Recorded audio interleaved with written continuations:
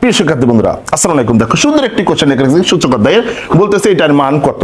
ওকে, তাহলে এখন এইটার ভিতরে যে কাজটা করতে হবে আমাদের সূচকের নিয়ম অনুযায়ী, মনে করো যে এইখানে এই যে এটা দেখে দেখে ভাঙবা, 16কে 4-এ ভাঙলাম, 4-এ ভাঙার জন্য এর উপর স্কয়ার দিলে সে 16টা মিলিয়ে থাকবে, মিল থাকবে, অর্থাৎ সমতা বিধান করতে হবে বন্ধুরা, নইলে কিন্তু হবে না।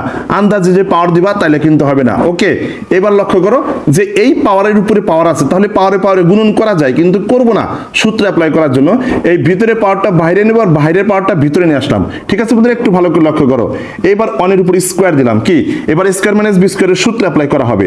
একটু ভালো করে লক্ষ্য করো, স্কয়ার মাইনাস বি স্কয়ারের যদি সূত্র অ্যাপ্লাই করি বন্ধুরা, কেমনটা হবে?